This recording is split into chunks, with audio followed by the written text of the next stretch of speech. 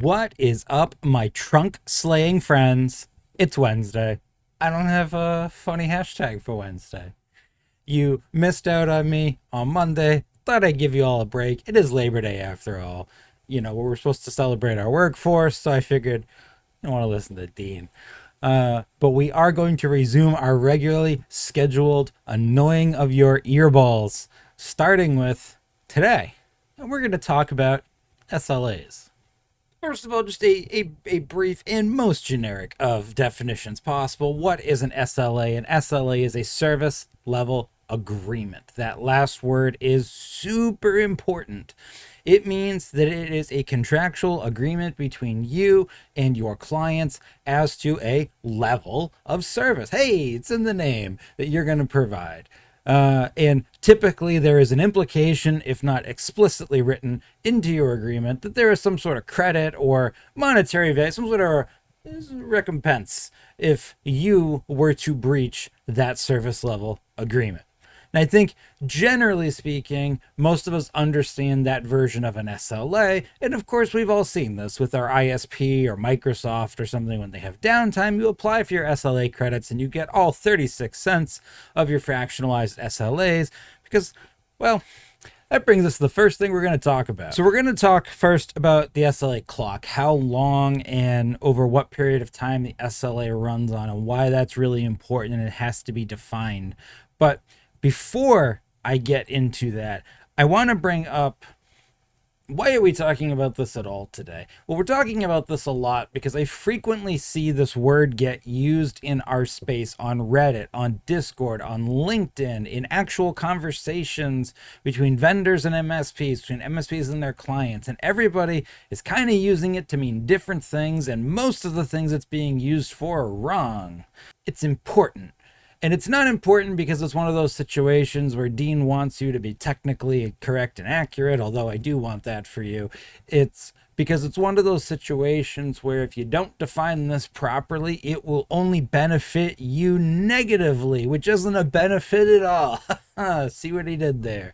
No, but seriously, like not understanding how SLAs work or how SLOs work and how that affects your client's perception of your service delivery can pretty much destroy any goodwill you have garnered over time from being an awesome service provider. They're really important. And it's not something that you should just go copy paste from a template you found somewhere, move on with your life, because that is going to bite you in the back of your butt. And if you don't want to watch the whole video, dramatic foreshadowing, if you do not know what your actual capabilities are to deliver service should and will be, you shouldn't have SLAs at all. I know, right? Okay, so why is it important? Why did I tie back the 24 hours or the SLA clock to this idea of Microsoft or ISP credits? Well, your ISP is ISPing you 24/7, 365, whether you use it or not. Their SLAs are 24/7. So when you have 2 hours of downtime on a Tuesday afternoon that causes you to miss your most important meeting, you're annoyed, and you go file those SLA credits thinking, I am owed something for this. They disrupted 2 hours of my day. Yeah, that's 2 hours out of, well, let's see how many. It's 2 hours out of a total of 8,760 hours of availability during the calendar year. And you may be saying, well, that doesn't sound like that many hours, Dean. So that 8,700 hours may not sound like a lot of hours, but 2 hours out of that, that's less than 0.02%. It's a nothing number, which is why you only get a couple of pennies of compensation, because out of your total bill, the actual amount of time you were down for was so fractionally infinitesimal that it doesn't matter to anybody. But wait a minute, it mattered to you, right? And there we go. And that's the problem with SLAs. So SLAs in and of themselves, I think a lot of us reasonably assume will set their own expectations, right? Of course, somebody read the T's and C's and understands that ISP is operating 24/7, that SLA clock is running 24/7. And so when they give their whatever uptime, 99.99% uptime, that means 24/7, 365, even when you're not using it. That's being applied. Of course you knew that, right? So, of course, when you had only 2 hours of downtime for the year, which is super good, by the way, as a provider, 2 hours of downtime for the year that just happened to overlap with when you really needed the internet, you remembered that, right? That the SLA is actually 24/7, 365, runs all the time, and that provider does a really good job keeping you up. It just so happens that one time they didn't. You remembered that, right? And you were reasonable. No? You're telling me that no, you didn't remember that and you were pissed because you needed it right then and it didn't work? Ah, that's right. And therein lies the problem around how a lot of us implement our SLAs. So I have a story to explain this, which will also knock off another point about SLAs. How many of you have been to a drive-thru before in any capacity? I'm assuming you all have your hands up. So all of you have been to some sort of drive-thru. What's the SLA on drive-thru the fast food restaurant? That's right, person in the back of the room. There is no SLA. There is no contractual obligation any drive-thru restaurant has to provide you with service within a certain period of time. But we all know when we're not meeting it, right? We all know when they're not meeting something that they have not defined and are not contractually obligated to define. It's about, what, 5 to 8 minutes or so before we all start to feel like this has been too long in line. And yeah, you know, we understand if we get in a really, really long line, it's going to take a little bit later. It's about 5 to 8 minutes from once you get to the ordering box to when you actually get your food is how probably most of us are judging that drive-through SLA. And if it takes longer than that, we're aggravated, or at least we're aware something's not right. And I've talked about this in my triage information in the past on why it's so important to get triage right, because that can help you overcome this problem. But the point stands that if you don't put any SLAs, your clients will, based on repeated experience, implicitly set their own expectations. So now we got to remember that in the back of our head, that if we say and set nothing, our clients are going to set their expectations based on their average experience with us or other products like us over the course of, you know, the entire population size of their brain. Or on the other end, we set the SLA, and then we have to make sure that we hit it, but not just that we hit it in a way that matches that client's brain kung fu. Because remember, with the ISP one, it doesn't matter if the ISP is actually hitting 99.999% uptime, because I don't care about their SLA when I'm not using them, even though it's being counted against me whether I'm using them or not. So either bookend, we're kind of stuck with this weird situation. And what does everything actually come back to? And of course, for those of you that are in the front of the classroom and are itching to answer that question for me, it comes back down to setting and meeting expectations.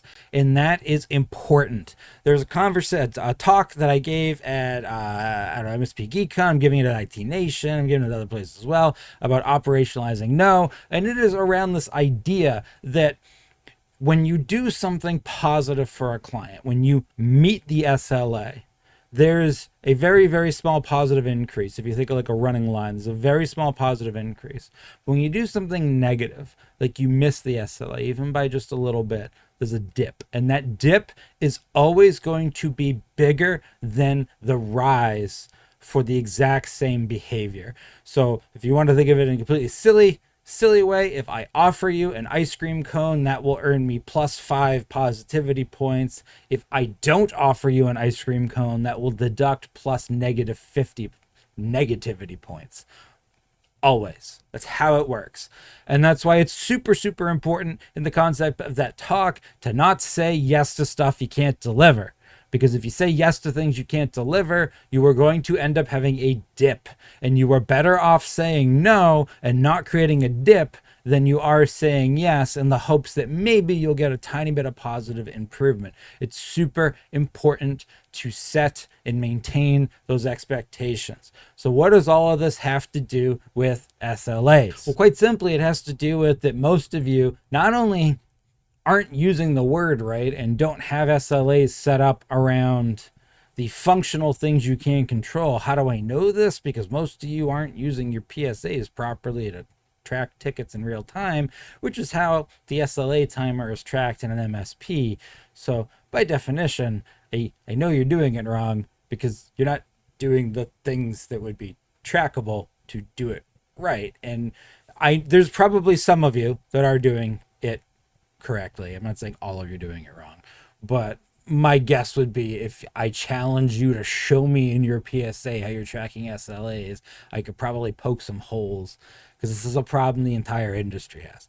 So we're not using SLAs correctly fundamentally. We're not tracking them, but let's pretend we were. Let's pretend everybody does have their PSA set up properly and has the capability to track SLAs properly and the behavior baked into their staff just for recording the data, that's hand wave that away off the table, that's all being done properly.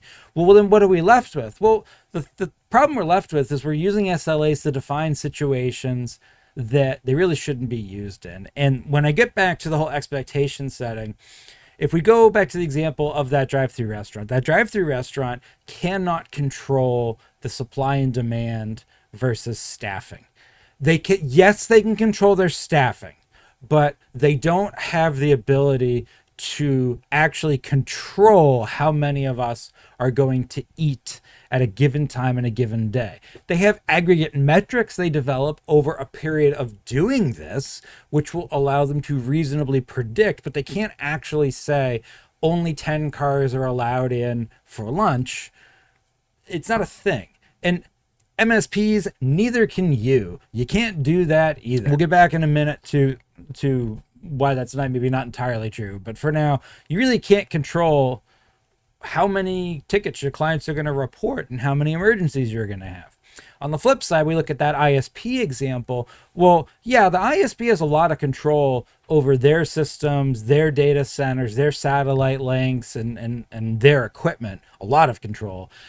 Probably more control than you have over your client's stuff. But what they don't have control over is somebody who drives into a telephone pole, or somebody who didn't call DigSafe and is digging a new flower bed and cuts a line, or any number of things like that can happen to their infrastructure. They have literally no ability to control that.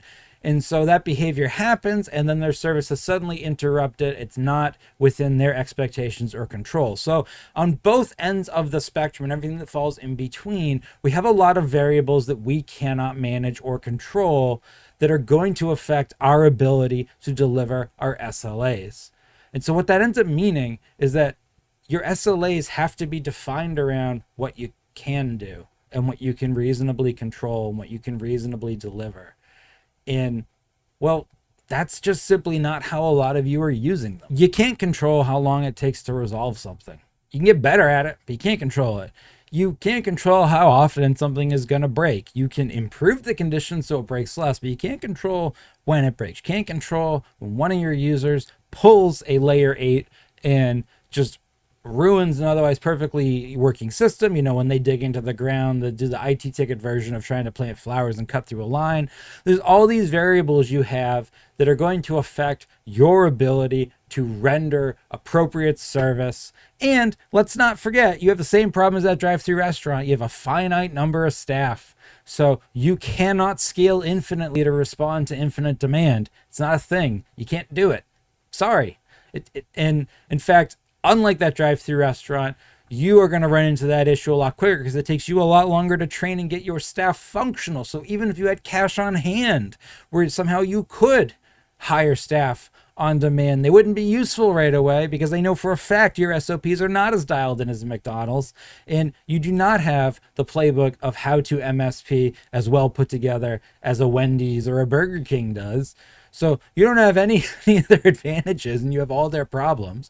You don't have the advantages of the ISP of controlling 100% of the hardware and basically then just having to only respond to emergencies with a massive team of emergency technicians on the ground distributed geographically that are at your disposal. You don't have any of those advantages.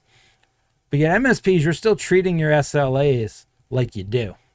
First and foremost, I think that the definition of SLAs in this space needs to pull back to the original idea that our founding ITSM and ITIL forefathers had when they first developed the ticketing tools we would use to manage tickets in the IT space. So SLAs have to be brought back to something tangible that you have good data around. And so for almost all of you, that is going to be things attached to and related to a ticket.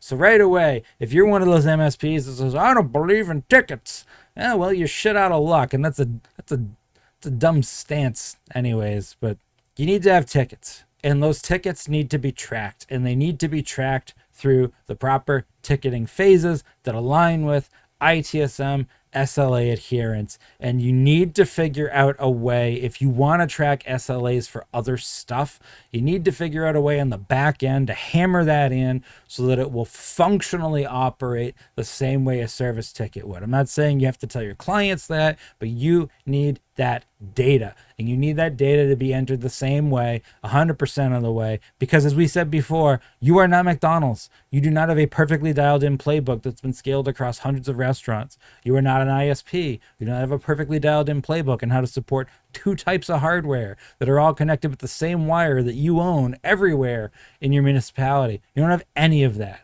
So you have to stick to that predefined standard of an ITSM SLA.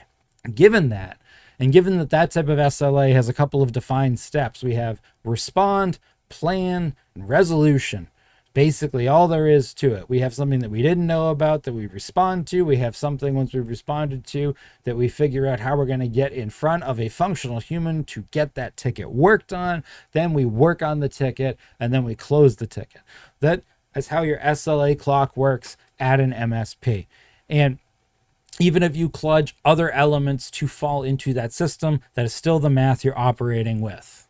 All of that then boils down to, well, what part of those SLA steps do you have any real control over? Now, at a very high maturity MSP or at a very, very, very small MSP that basically acts de facto high maturity because everything's contained in a solo entrepreneur's brain, that might include resolution. You may actually have an SLA on resolution, but other than the solo entrepreneurs in this room and the extremely high maturity MSPs, like the OML 4.6s and up of the world MSPs, there's like 5 of you.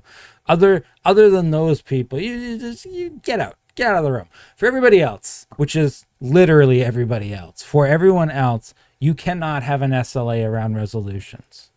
It's just not a thing you're ever going to be able to execute on. And if we go back to that idea of positives and dips, every time you try to put an SLA around resolutions, you are going to have a dip because you cannot guarantee the outcome of an event on a ticket, and you damn sure can't guarantee the outcome of that event will be done the exact same time every time because you are not that operationally mature. So cut that shit out. Stop it.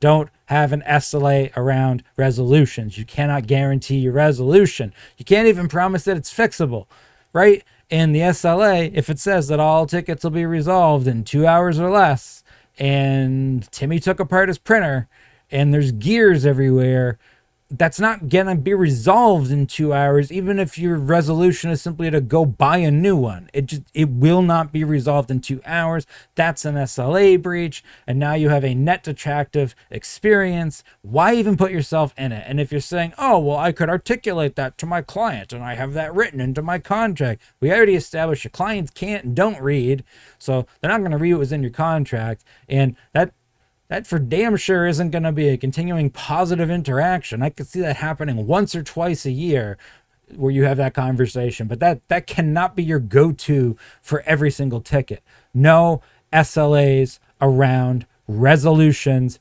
anywhere. Is everybody in agreement with that? You cannot have an SLA around a resolution, not because it's not physically possible, because you right there, you are not capable of delivering it. The industry isn't capable of delivering it. Our end users we are supporting are not capable of having it be delivered. It's not a thing any of us are in a position to execute on in this space, barring the very few exceptions I brought up at the beginning.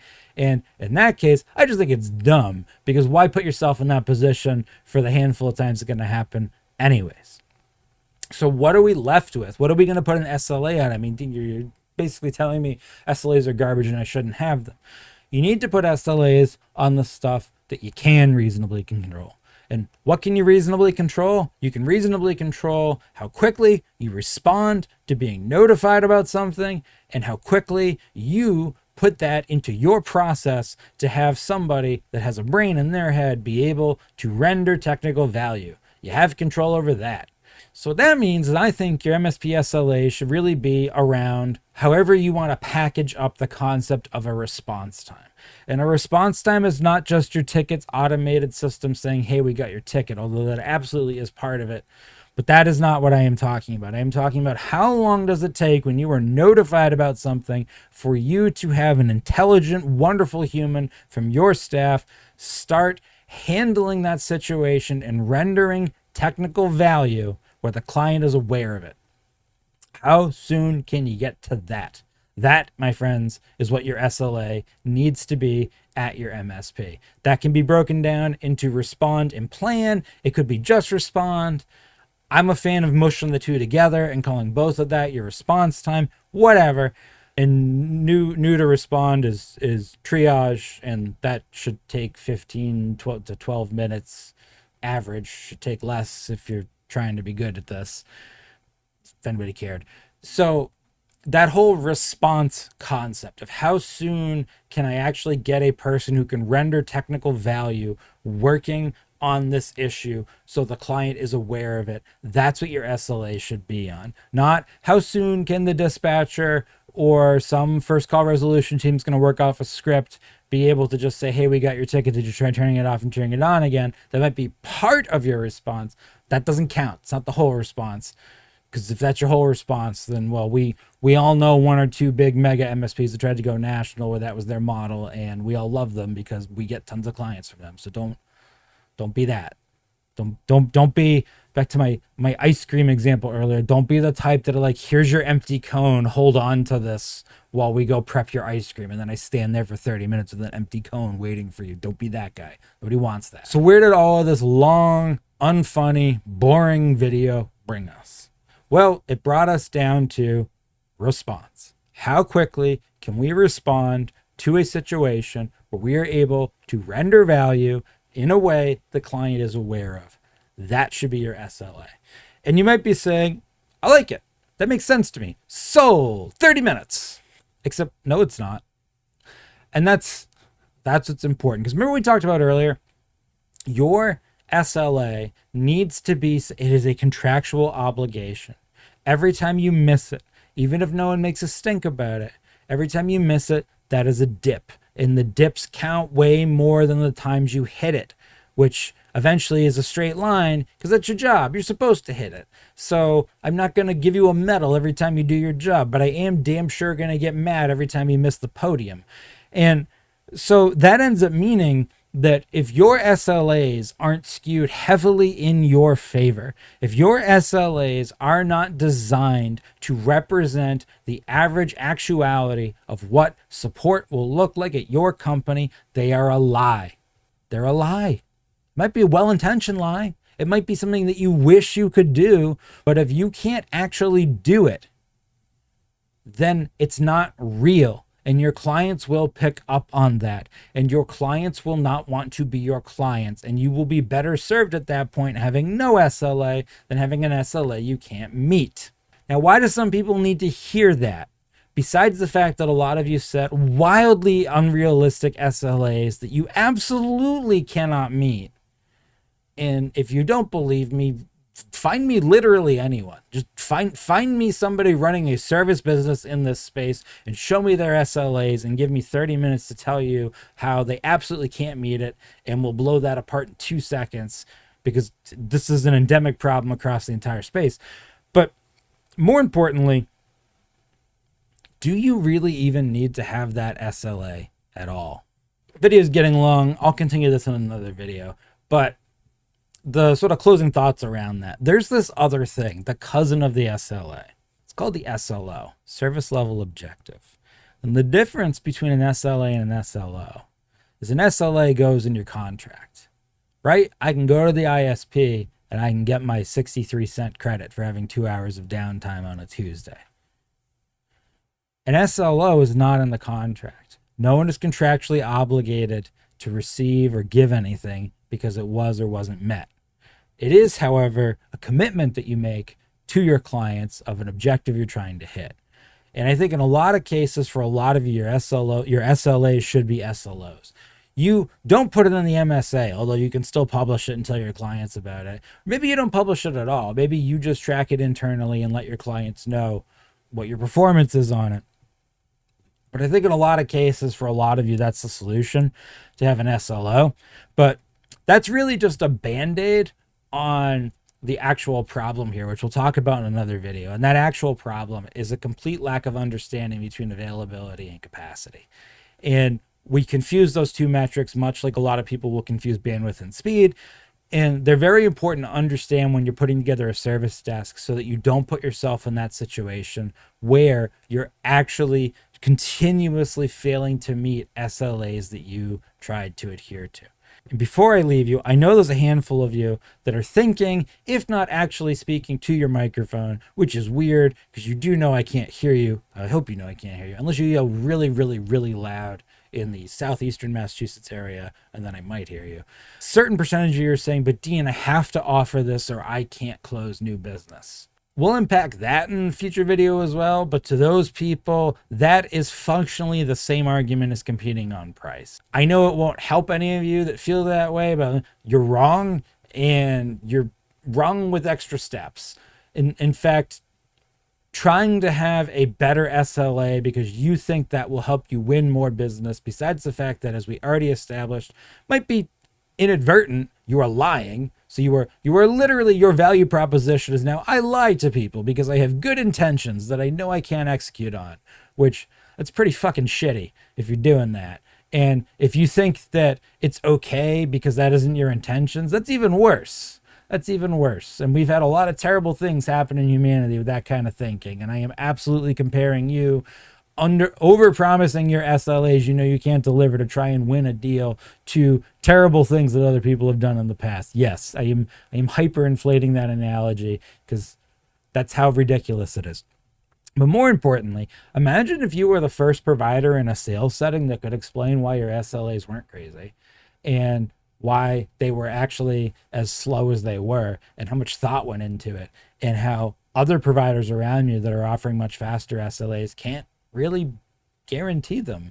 And imagine the power you would have if you were the first person to educate your prospect on how that entire system worked and basically how they were being taken advantage of. Boy, that's some powerful selling. Anyways, we'll get into all of that in another video. But for now, I just want everybody in their brains to think that it is better for me to put myself in a situation where I will not fail consistently than a situation where I will fail, even if that failure is inconsistent. And that does mean that you may need to either not offer an SLA and have an SLO, or that you need to significantly dial back what your SLAs entail. Have an amazing Wednesday, everybody. I will annoy you more in the future.